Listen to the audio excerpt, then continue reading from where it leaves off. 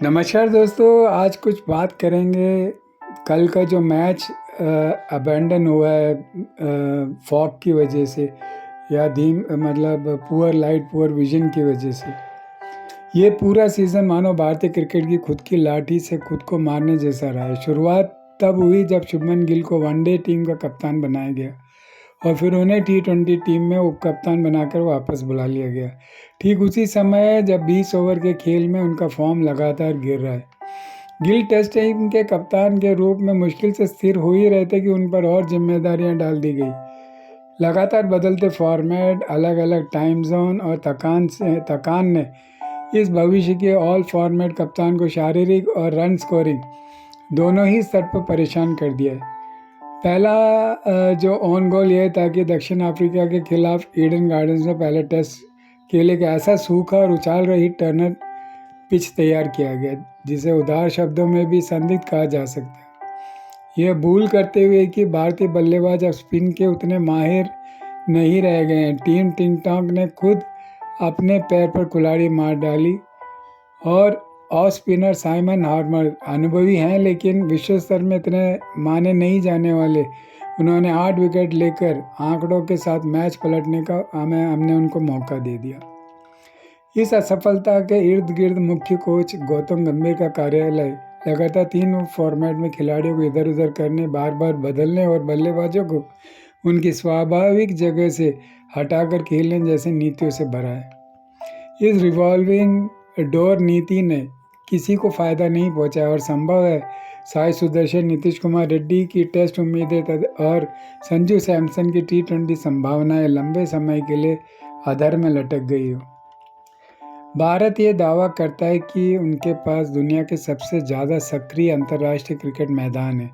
देश इतना विशाल है कि ये मैदान दूर दूर तक फैले, तो फिर ऐसी जगह क्यों चुनी जहां इस मौसम में धुंध तय है?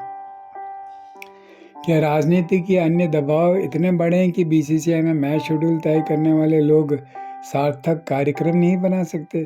क्या खिलाड़ी, भारतीय और विदेशी, इतने खर्च योग्य हैं कि उन्हें कठपुतलियों की तरह नचाया जा सके? और जिसे ये स्पष्ट दिखाई दे रहा है वो केवल जो मास्टर प्लानर है उनको क्यों नहीं दिखाई देता? क्या कोई जवाबदेही है? बिल्कुल नहीं। दक्षिण अफ्रीका के खिलाफ 5 टी20 मुकाबले टी20 विश्व कप फरवरी मार्च भारत में होने वाले हैं।